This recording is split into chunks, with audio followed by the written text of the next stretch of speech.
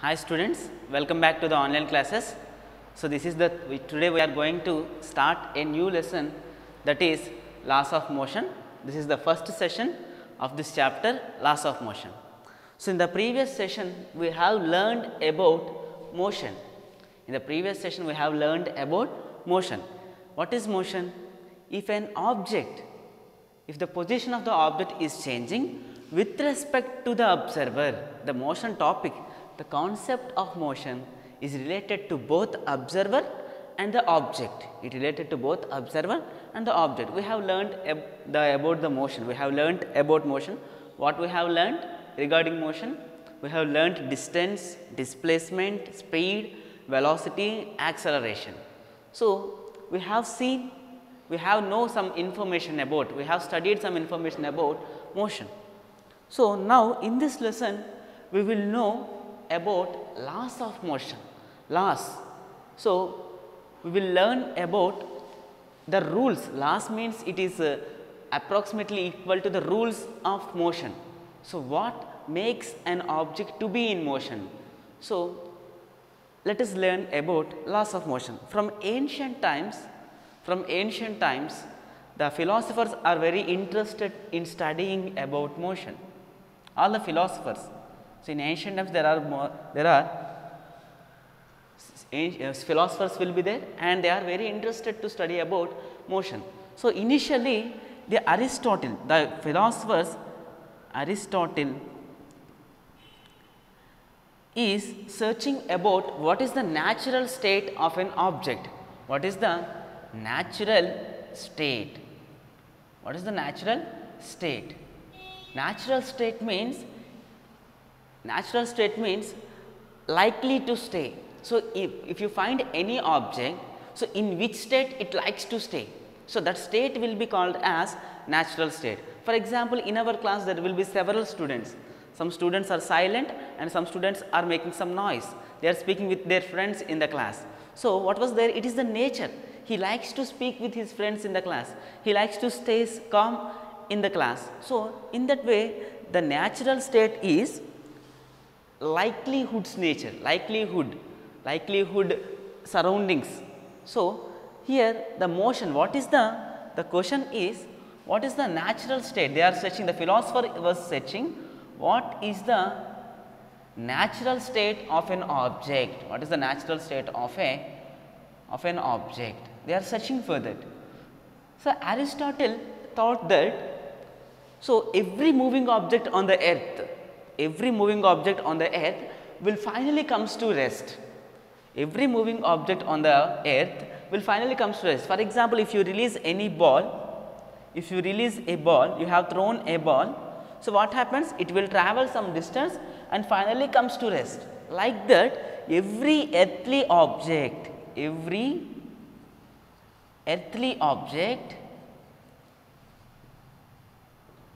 finally reaches to rest, finally comes to rest,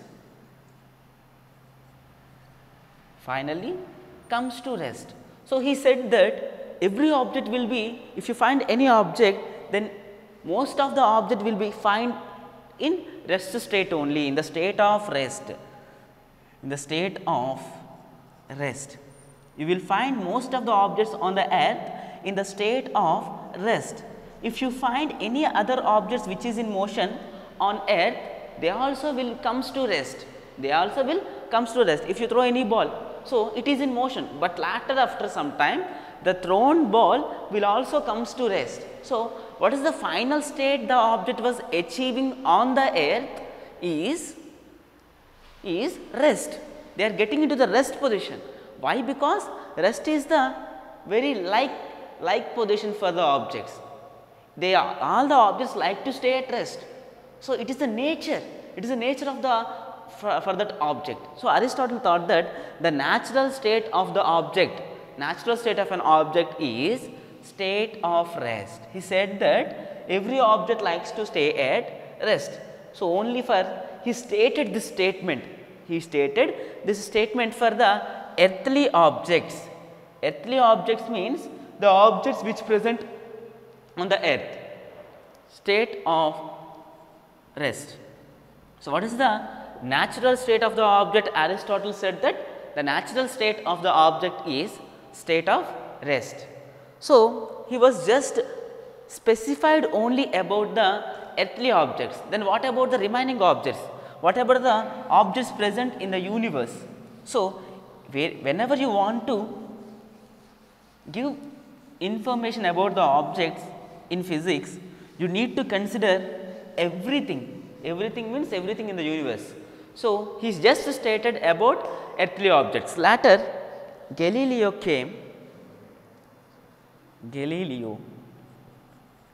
and he was observing, he was also searching about the natural state of an object. He was also interested to find about what is the natural state of the object. So, let us see what is the observations that the Galileo made.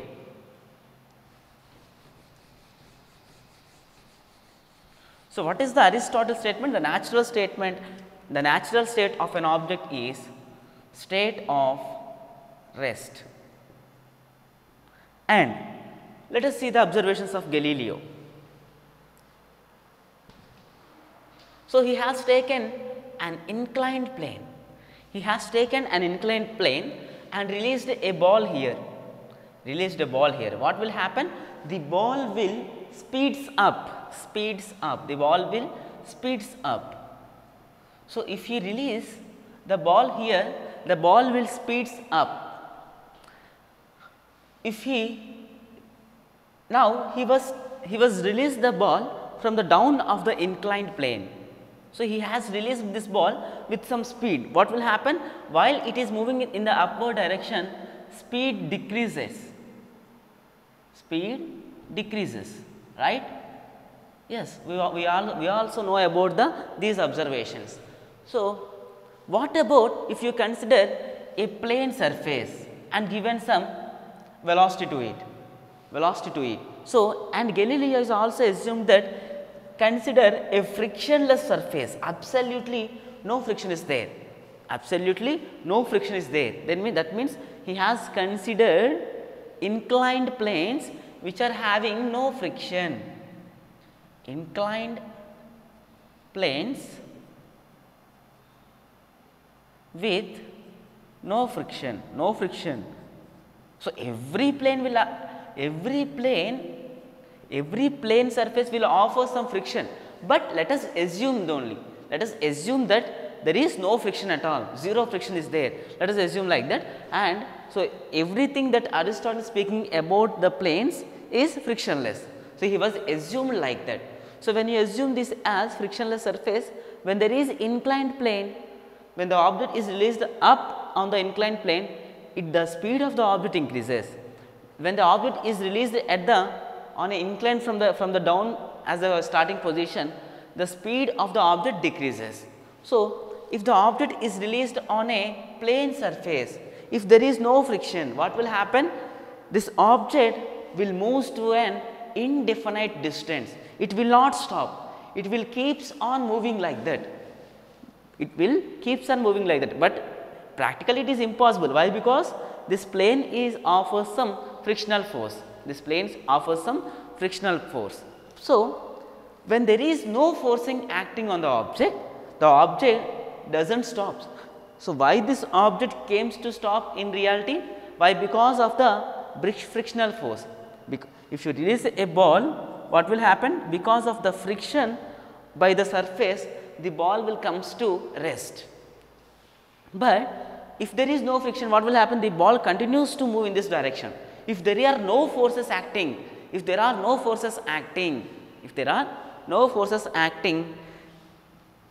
object will be in the uniform motion. Uniform motion means its velocity or direction, doesn't changes, even its direction also. Velocity means both direction and speed. Uniform motion means velocity constant. So, if any object is observed in motion, it likes to continue in the state of motion only, unless an external force acting on it. So, he was stated that the natural state of a object is state of uniform motion. State of uniform motion. Uniform motion means constant velocity. Uniform motion means constant velocity. He stated that the natural state of an object is state of uniform motion. State of uniform motion. What was his conclusion? An object is in motion will always in the state of motion only, unless there are no forces. So, this is the conclusion of Galileo. What he was said that every object will be in the motion only. Every object likes to stay in the uniform motion, not motion, it is uniform motion. And later, with these two observations, Newton has given 3 laws of motion. Newton has given 3 laws of motion. So, after these are the 2 ancient philosophers that studied about motion, and later Newton came, Isaac Newton.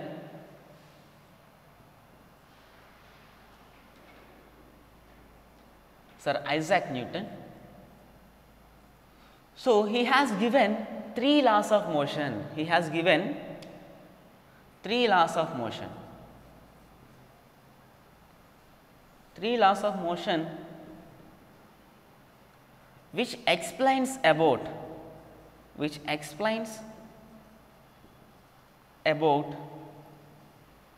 motion and which gives the relation about motion and force. He relates, which explains about relation. You can write like this: relation between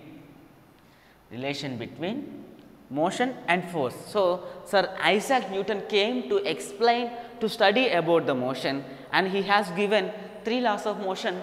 Those 3 laws of motion will relate the motion and it gives the relation between motion and force. So, let us learn about these 3 laws of motion, and first one is Newton's first law of motion.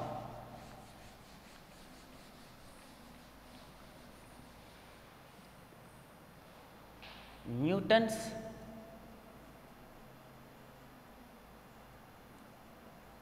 first law of motion. So, according to Newton's first law of motion, every object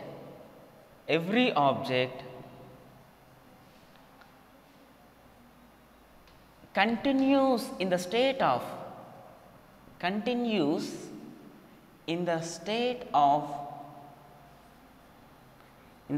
of rest or in uniform motion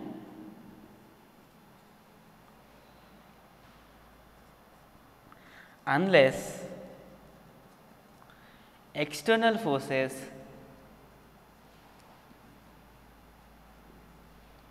acting on it.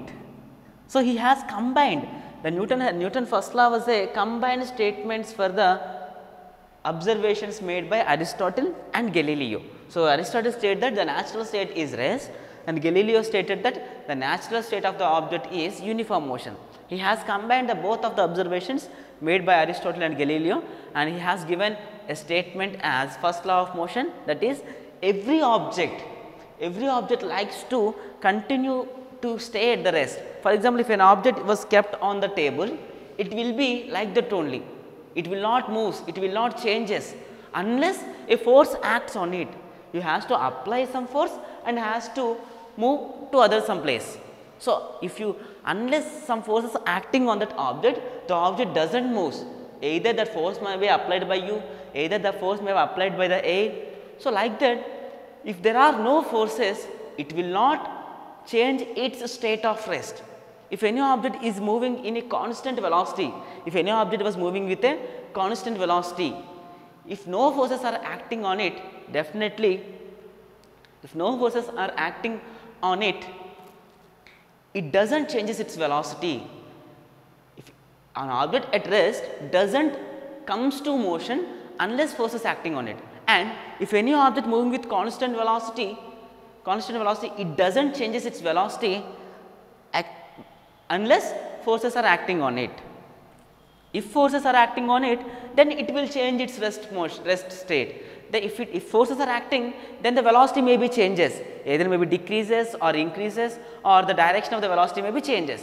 So, when there is absence of forces, when there is no forces acting on the object, when there is no forces acting on the object,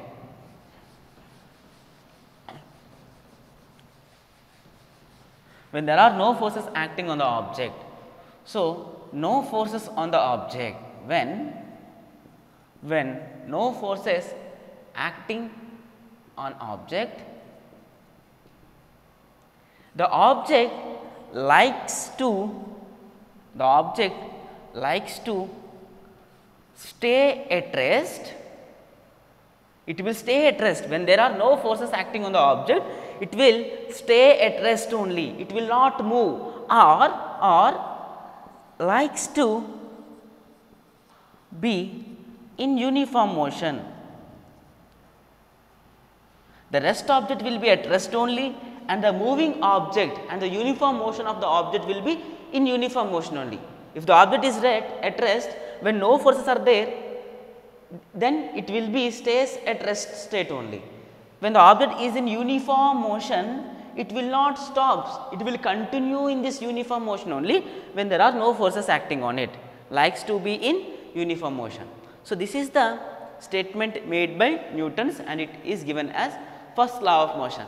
Let us discuss some activities regarding this.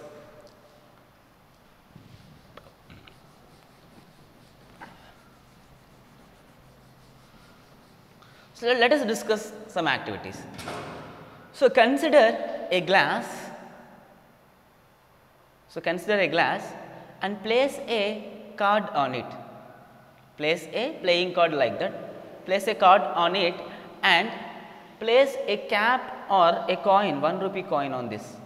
Place a 1 rupee coin on this and pull this card with greater speed. Pull this card with greater speed. What happens? This coin will fall into this glass. You can pull this card. You can apply some force on this card. Pull the card abruptly. Abruptly means suddenly. So, suddenly pull this card, and what will happen? This 1 rupee coin fell into the glass. 1 rupee coin fell into the glass. Why that 1 rupee coin fell into the glass? Why? Because when you pull the card, you have applied the force only on the card only. You have applied the force on the card only. So, you doesn't have applied force on this coin. You doesn't applied any force on this coin. So, this coin doesn't wants to change this position. This coin doesn't wants to change this position. That's why this coin will fell into this glass. So, here the coin stays at rest only. The coin stays at rest. Why? Because no forces are acting on that coin. Why? Because no forces acted on that coin. That's why it fell into the glass only, into the glass. Let us discuss another example. Whenever you are playing a carom board, there will be stack of coins. Stack of coins means you will keep a bunch of coins like this. Keep a bunch of coins. So, you have kept carom coins like this. Carom coins. So, because stack of coins. Stack means you have made into a tower. You have kept those coins as a tower, stack of coins. So, when you strike, when you strike the striker with greater speed, when you strike this stack of coins with striker with greater speed, what will happen? Only the bottom coin will comes out. Only the bottom coin will comes out. When you strike the stack of coins with your striker, what happens? Only the bunch, only from this bunch, only this coin will comes out, and this stack of coins remains like that only. That is, the stack of coins remains like that only. Why? Because his striker applied the force on one coin only, and remaining coins will be kept at rest only. So, here what happened, the object which is at rest, the objects which is at rest will stays in rest only unless a forces are acting on it. So, here you can observe that an object likes to stay, every object in rest likes to stay at rest only. The tendency, the intensity, what is the intensity of the object? Yes, I won't move, I will stay like here only unless a force act on me. I will stay like this only if I was the object. If I was the object, what was my point of view? No, I will not move. Why? Because there are no forces acting on me. So, it is the tendency of me, the tendency of the object to stay at rest. To stay at rest is called as inertia. We will call it as static inertia. So, the tendency of this is the property, the internal property of the object, any object. The tendency of the object,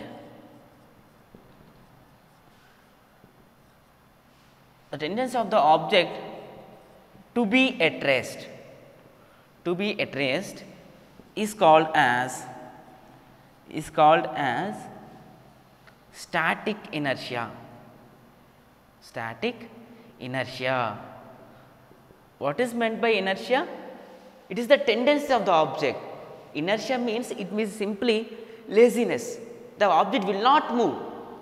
The object you will not study unless I keep a force on you. Study, children, study. Unless I give some force to you, you will not study. You will stay like that only. So, I have to give some work, I have to impose some force on you, then only you will study. So, it is your laziness. So, like that inertia, every man will have some inertia. So, every object will have some inertia. What that inertia? The object stays at rest. The object stays at rest unless a force is acting on it. It is the property. What is the property of the object? The object will keeps at rest only. So, similarly, this is called as static inertia. Static inertia. For example, if an object is in motion, the object doesn't stops.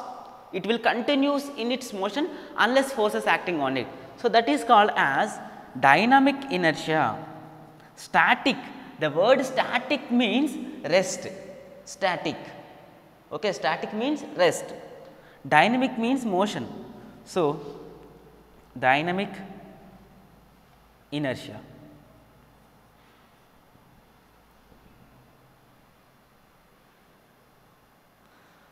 So, dynamic inertia is the tendency of the object,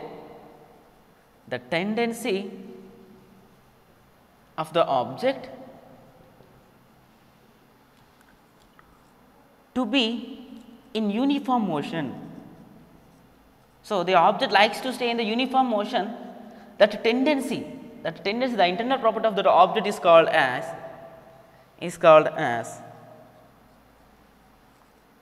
dynamic inertia.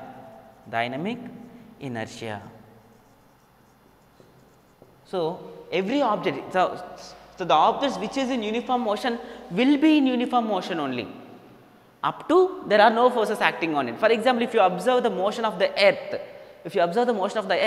it will continues to revolve around the sun. It will not stop. Why? Because there are no forces acting on that earth. There are no forces acting on the earth to stop it. So, we will know about these static inertia. But when you want to understand this dynamic inertia, you need to go outer space. The objects in the space will not stop. Why? Because they will continue in the state of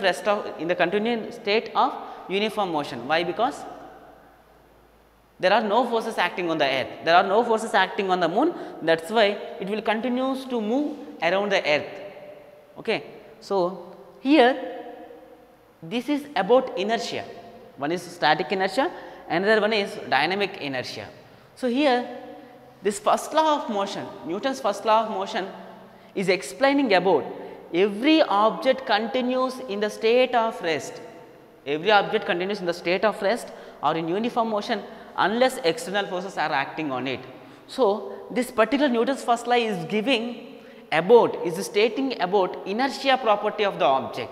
That is why this first law of motion is also called as law of inertia. Law of inertia. The other name of Newton's first law is law of inertia. Newton's first law of motion or law of inertia. What is the law of inertia? Every object continues in the state of rest or in uniform motion unless forces are acting on it. So, let us discuss about an activity, and I will say what was the conclusion that we are getting from that activity.